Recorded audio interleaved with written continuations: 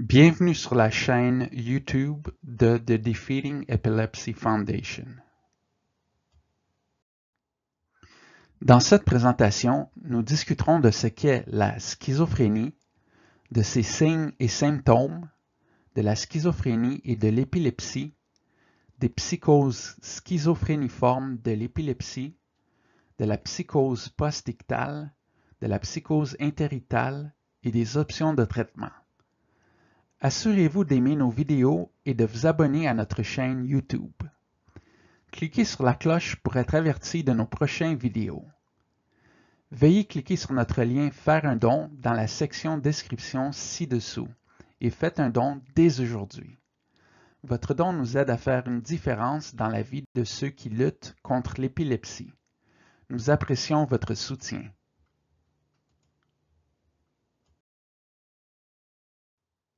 Selon l'American Psychiatric Association, la schizophrénie est un trouble cérébral chronique qui touche moins d'1% de la population américaine.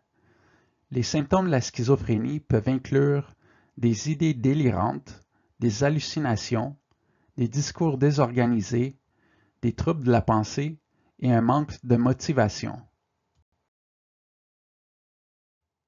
Selon le National Institute of Mental Health, un diagnostic de schizophrénie survient entre la fin de l'adolescence et le début de la trentaine. Le diagnostic chez les hommes se produit souvent entre la fin de l'adolescence et le début de la vingtaine. Le diagnostic chez les femmes survient souvent entre le début de la vingtaine et le début de la trentaine.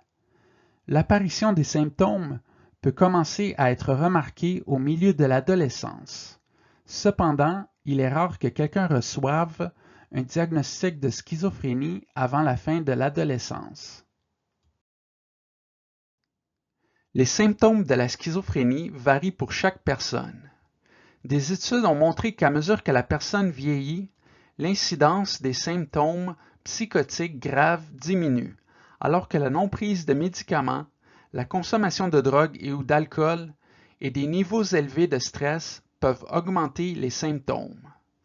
Selon la Mayo Clinic, les symptômes courants peuvent inclure des délires, des hallucinations, une pensée désorganisée, un comportement moteur extrêmement désorganisé ou anormal et des symptômes négatifs.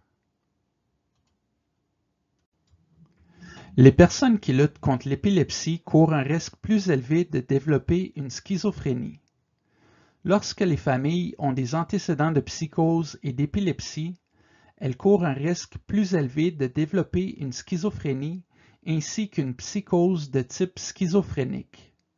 Certains patients éprouvent ce qu'on appelle une psychose schizophréniforme de l'épilepsie, qui présente des symptômes similaires à la schizophrénie, mais pas au diagnostic réel.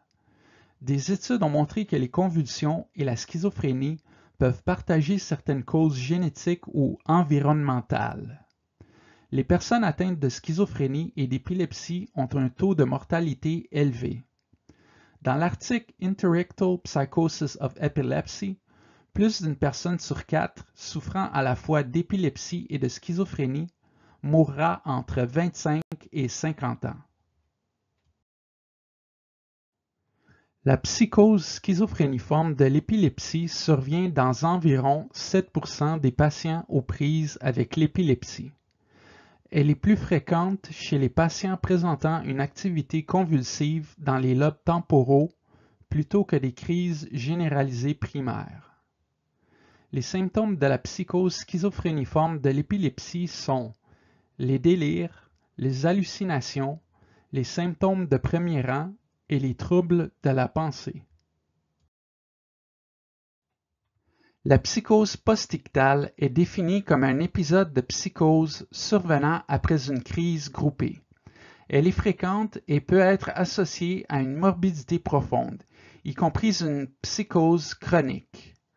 Les symptômes courants de la psychose postictale comprennent des délires, des hallucinations auditives et visuelles, des changements d'humeur et un comportement agressif.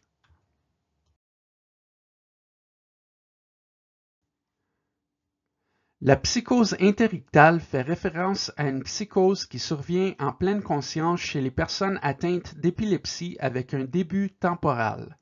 Cette psychose n'apparaît pas pendant ou immédiatement après une crise. La psychose interictale peut être brève ou chronique. Les cas chroniques ressemblent à des symptômes de schizophrénie. Certains exemples de symptômes peuvent inclure l'illusion religieuse, les changements d'humeur soudains et les états catatoniques. La psychose interictale débute souvent après de nombreuses années d'épilepsie temporale active. Les patients qui souffrent de psychose interictale ont besoin à la fois d'un neurologue et d'un psychiatre pour traiter les symptômes. Ces deux professionnels doivent être sélectifs avec tout médicament anticonvulsivant ou antipsychotique en raison non seulement du contrôle de l'activité épileptique, mais aussi en raison des effets secondaires négatifs des deux classes de médicaments. Les médecins doivent être concernés lors du traitement de l'épilepsie et de la schizophrénie. L'épilepsie est traitée avec des anticonvulsivants alors que la schizophrénie est traitée avec des antipsychotiques. Selon la Mayo Clinic, il existe deux classes d'antipsychotiques utilisées pour traiter la schizophrénie. Les antipsychotiques de première génération et de deuxième génération. Les antipsychotiques de première génération ont des effets secondaires neurologiques importants et peuvent causer des dommages irréversibles. Les antipsychotiques de première génération comprennent la chlorpromazine, la fluphénazine, l'halopéridol et la perfénazine. Les médicaments de deuxième génération présentent un risque moindre d'effets secondaires graves. Les médicaments de deuxième génération comprennent l'aripiprazole, l'acénapine, le brexpiprazole, la cariprazine, la clozapine, l'ilopéridone, la lurasidone, l'olanzapine, la palipéridone, la kétiapine, la risperidone et la ziprasidone.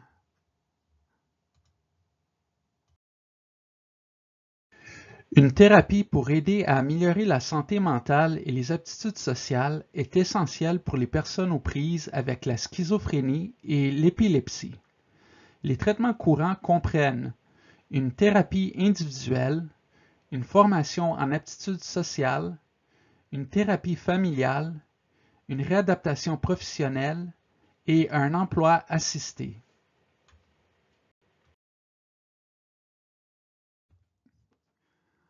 En conclusion, la schizophrénie est un trouble chronique du cerveau qui affecte moins d'1% de la population américaine. Le diagnostic de la schizophrénie survient entre la fin de l'adolescence et le début de la trentaine. Chez les hommes, entre la fin de l'adolescence et le début de la vingtaine, et chez les femmes, entre le début de la vingtaine et le début de la trentaine. L'apparition des symptômes peut commencer à être remarquée au milieu de l'adolescence. Les personnes aux prises avec l'épilepsie courent un risque plus élevé de développer une schizophrénie. Les personnes qui luttent à la fois contre l'épilepsie et la schizophrénie ont un taux de mortalité élevé. Différents types de psychoses peuvent affecter les patients aux prises avec l'épilepsie et la schizophrénie. Les traitements tels que les médicaments, la thérapie, la formation aux compétences sociales et la formation professionnelle peuvent aider les personnes aux prises avec l'épilepsie et la schizophrénie. Pour en savoir plus sur la schizophrénie et l'épilepsie, veuillez consulter les ressources utilisées dans la présentation d'aujourd'hui.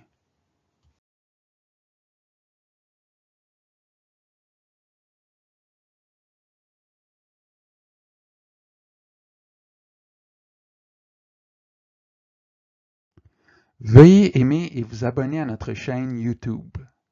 Suivez-nous aussi sur nos comptes de médias sociaux. Nous aimerions avoir de vos nouvelles.